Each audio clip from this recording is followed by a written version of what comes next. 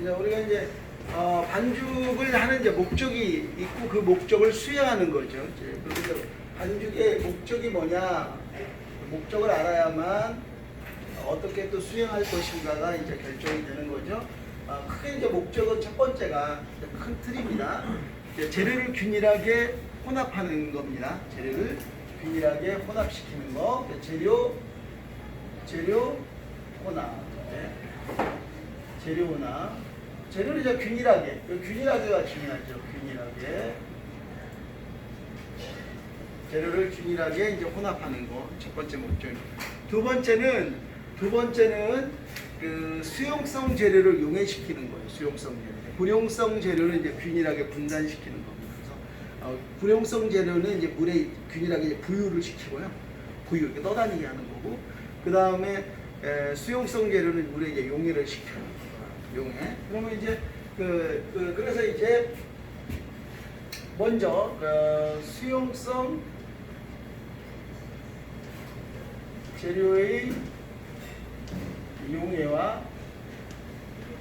용해, 불용성 재료의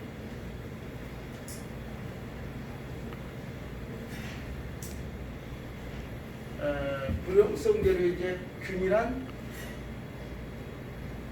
부유가 됩니다. 떠다니게 하는 겁니다. 자, 그 다음에 이제는 뭐냐면 이 재료를 용해시키고 이제 부유시켰잖아요. 그럼 이제 밀가루 성분 사이에 이렇게 들어가게끔 이걸 뭐라고 하냐면 밀가루의 수화라고 그래요. 이제 밀가루를 수화시키는 겁니다. 아시죠? 밀가루의 수화.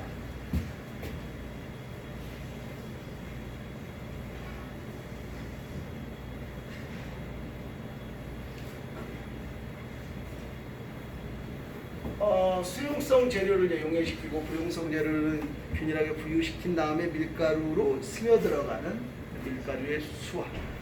그러면 이제 밀가루에 이제 들어가면 이제 글루텐이 밀가루에 있는 단백질들이 막 엉기면서 이제 반죽이 만들어지는 거거든요.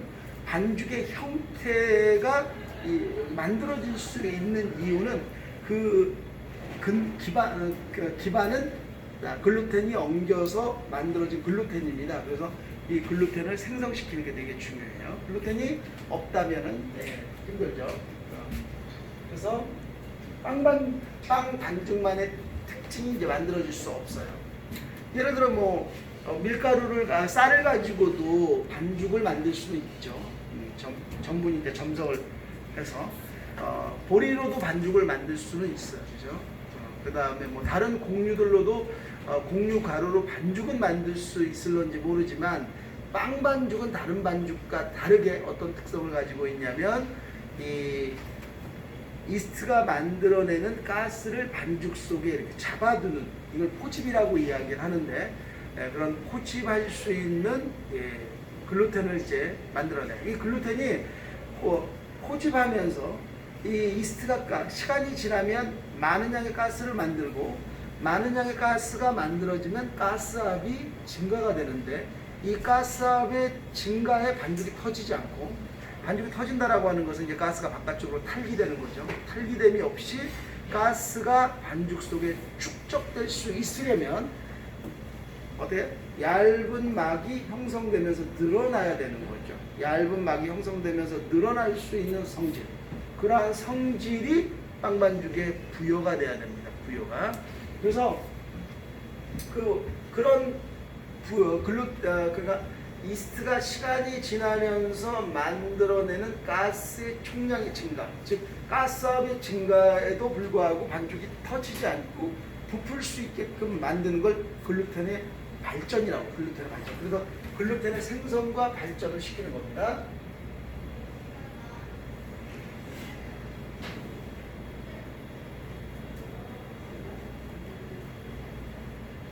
글루텐의 생성과 발전을 시키고요. 그 다음에 이제 다섯 번째는 뭐냐면, 다섯 번째는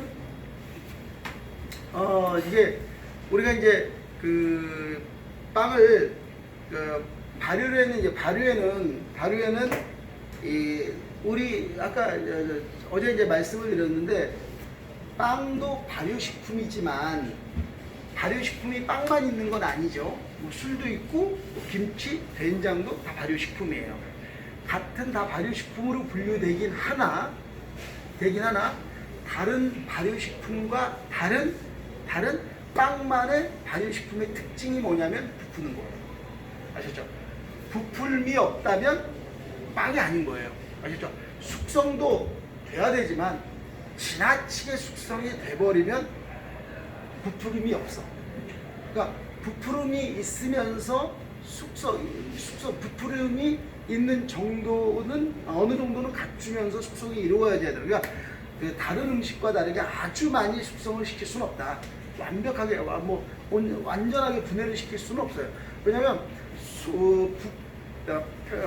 이런 어떤 대기업 때문에 이제 우리가 착각을 많이 하는데, 발효가 잘 됐다라고 하는 것을 어떻게 인식을 하냐면, 많이 잘 부풀고 많이 부풀어서 빵이 가볍고 빵을 쪼갰을 때 닭 속결처럼 찢어지는 그렇게 부드러운 상태가 발효가 잘 됐다고 생각을 하는 거예요. 이것은 잘못된 생각이에요. 그게 발효가 잘 된 것이라고 생각할 수는 있겠죠. 나는 나는 발효가 그런 발효 상태가 좋다라고는 얘기할 수 있어도 이게 절대적이다라고, 이게 베스트다 이렇게 얘기할 수는 없는 거예요. 베스트다, 최상이다 라고 얘기할 수는 없는 거예요. 그러니까 나는 이런 발효 상태가 좋아. 근데 그걸 숙성의 관점에서, 우리가 생각하는 빵의 관점에서, 우리 수업에서 생각하는 빵의 관점에서 보면 그것은 발효가 잘 된 게 아니라 연화가 잘 된 거예요. 부드럽게 된 거예요. 부드러움을 넘어선 게 숙성이고, 숙성은 분해를 의미하기 때문에 분해가 되면 빵의 볼륨은 작아져요. 빵의 볼륨이 작아지면 빵 내부의 밀도가 높아지고, 밀도가 높아지면 쫄깃해지는 겁니다. 묵직해지는 겁니다. 그래서 천연발효빵은 쫄깃하고 묵직하죠. 아셨죠? 질감과 식감에 있어서 쫄깃하고 묵직한 이유가 분해가 되기 때문에 그렇고, 그리고 우리가 기존에 만들어 왔던 것은 적은 양의 반죽으로 크게 부풀리는 것은, 그것은 연화다. 근데 우리가 연화를 빵의 베스트라고 얘기할 수는 없고 취향이라고 정의해야 돼요. 취향.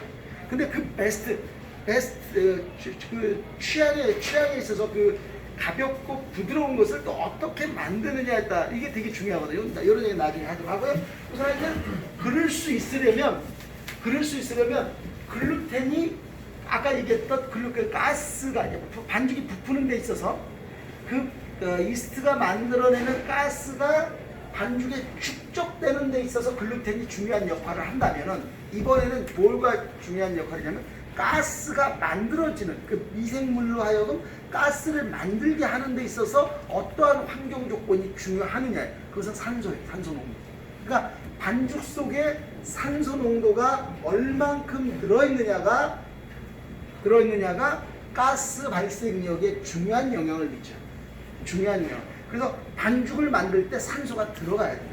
산소분이. 그래서 어떤 분들은 빵을 만들 때 반드시 채를 치는 것이 중요하다라고 생각하시는 분도 있어요. 틀린 얘기가 아니에요. 또 대기업에서 대량 생산할 때는 밀가루를 반죽통에 집어넣을 때 이게 분사를 해요. 분사를 하면서 집어넣으면, 그냥 붓는 게 아니라 분사를 하면서 집어넣으면서 공기를 의도적으로 집어넣어요. 네? 그렇게 해야만 글루텐의 발전도 빨라지는 효과도 있지만, 그게 또 이스트의 활력을 증진시켜서 가스를 빨리 만들어내게 하는, 가스를 잘 만들어내게 하는 그런 효과가 있기 때문에, 이 산소분이 반죽 속에 뭐도 중요하다? 공기혼입, 산소혼입, 공기혼입, 산소혼입, 이렇게 공기의 혼입, 이렇게 이야기할 수 있어요. 공기혼입. 네. 그래서 이 네 가지가 빵 반죽을 만드는 목적이다. 알았죠? 자, 그러면 이 네 가지 여기서 이제 조금 더 나누어지는 게 이제 발전이죠. 글루텐의 발전이에요. 그리고 이제 공기 혼입을 시킬 때 이제 믹서의 구조. 아까 이제 아까 앞 시간에 잠깐 얘기했던 게 뭐였냐면 총 인건비, 노무비는 낮추되 개별 인건비는 높여야 된다라는 게 우리가 이제 자발적으로 한 게 아니라 이제 국가에서 이제 최저 기본 시급을 올림으로 해서 이제 그 자발성이 없는 상태에서 강제에 의해서 이제 이루어지다 보니까 불만이 많이 생기고 그러는데 그래도 이제 요즘에 와서는 많이 어차피 뭐 법에 의해서 시대 흐름에 의해서 그렇게 이제 변해가니까 그런 기계들이 아까 방금 제가 30년 전에 봤던 그런 기계들이 이제 조그만 제과점은 아니고 이제 중형 제과점에 많이 들어가고 있어요. 그래서 제가 지금 뭐 아까 방금 말씀드렸던 그 타이머가 들어가고 자동 변속되는 게 요즘 많이 들어가고 있습니다. 아시죠? 그래서 조금 뭐 늦은 감은 있지만은 30년 전에 봤는데 이제 좀 하는 건 좀 그렇죠. 30년 전에 외국에서 본 게 아니라 우리나라에서 봤어요. 우리나라 대기업에서 하는 거다. 대기업에서는 그걸 썼어요. 자, 왜 이 얘기를 하냐면 그런 부분들이 또 되게 다른 부분에서도 많이 있어요. 나중에 또 얘기하도록 하고요. 자, 그러면 이것을 어떻게 이제 구현을 하느냐 할 때 이제 믹서기의 선택은 어쩔 수 없잖아요. 여기 주어진 조건에서 이제 하는 거예요. 이런 얘기하면 또 이제 시간 길어지니까 이제 그만 얘기하고, 공기 혼입은 믹서기의 구조적인 부분이에요. 구조적인 부분. 근데 우리 믹서기는 믹서기는 크게 둘로 나누어져요. 반죽 속에 장시간 발효빵에 적합한 믹서기가 있고요. 장시간 발효빵에 적합한 믹서기가 있고, 단시간 발효빵에 적합한 믹서기가 따로 있어요. 그래서 요즘 이제 건강을 많이 생각하는 건강빵이 대세다 보니까 장시간 발효빵에 적합한 믹서, 스파이럴 믹서가 많이 들어오고 있는데, 이 믹서는 반죽에 자연스럽게 공기가 많이 들어가요. 글루텐이 그 대신 미팅 시간이 좀 길어지는 단점이 있죠. 공기를 많이 집어넣으면 글루텐의 발전이 더뎌지기 때문에 이제 좀 늦어져요. 그에 반해서 이제 우리가 쓰는 믹서기는 이제 L자의 훅을 가지고 있는 버티컬 믹서인데, 이것은 믹싱 시간이 상당히 짧게 이루어지는 효과가 있어요. 그래서 뭐 그런 효과가 있는 믹서기. 그래서 산소가 많이 들어가면 좋은 점이 뭐다? 발효 시간이, 부푸는 시간이 단축이 된다. 부푸는 게 단축이 된다. 본반죽을 만들 때는 되게 중요해요. 본반죽을 만들 때는 그냥 발효반죽, 앞선 반죽 만들 때는 이제 산소가 많이 들어가지 산소가 뭐 그렇게 산소가 많이 안 들어가도요. 왜 그러냐면 이제 대사산물을 축적시키는 데서 산소가 또 반대 역할을 해요. 산소가 없어야지 대사산물이 축적이 많이 되니까. 준비된 뭐 여러 가지가 또 있는데 뭐 그렇게 하고요. 자, 얘기가 또 길어지니까 여기서 끝내고, 자, 그러면 이것을 이제 우리는 어떻게 구현을 할 것이냐. 첫 번째가 뭐냐면 기어 변속이에요. 기어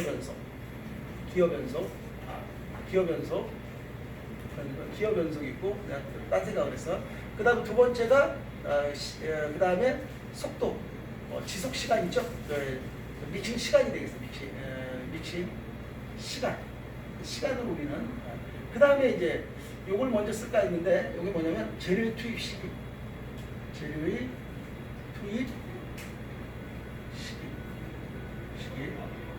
요걸 가지고 이제 우리가 이걸 구현하는 거예요. 그러니까 재료는 언제 집어넣느냐, 어떻게 집어넣느냐, 믹싱볼에. 그리고 기어 변속이라는 게 저속, 중속, 고속이 있는데 어느 기어에서 어떤 속도에서 믹싱을 할 것이냐.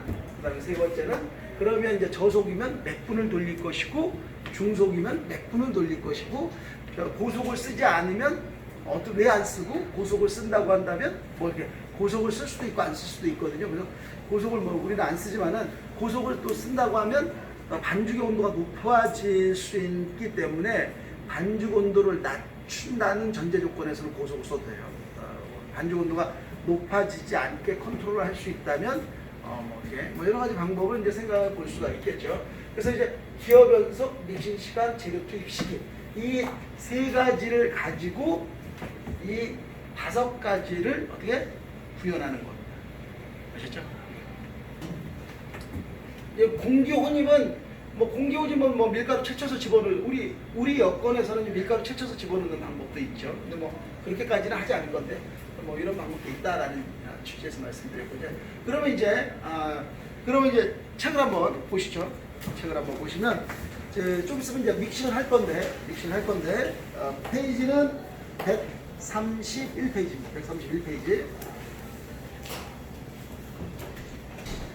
자, 이 지금 재료, 먼저 제가 이 책을 쓸 때는 되게 오래전에 썼거든요. 꽤 됐어요. 그래가지고 이게 또 사람이라는 게 이게 하다 보면은 이제 훈련생들이 이게 뭐라고 이제 얘기를 하잖아요. 그럼 얘기하면은 이거 제가 먹어보고 이렇게 하다 보면 생각이 자꾸 이게 변할 수가 있잖아요. 그래서 그걸 좀 미리 양해를 구합니다. 책과 레시피가 좀 달라지는 것은 좀 더 여러분들 입맛에 좀 더 부합되는 쪽으로 이렇게 진화한 거니까 이해해 주시기 바랍니다. 그래서 여기에다는 흰자를 60g 넣을 거예요. 흰자 60g. 적으세요. 흰자 60g. 당밀 30g 넣겠습니다. 당밀 30g. 올리브유 30g 넣겠습니다. 몰트는 5g에서 6g으로 늘리겠습니다. 5g에서 6g. 그리고 물 있잖아요. 물은 550에서 500으로 줄이겠습니다.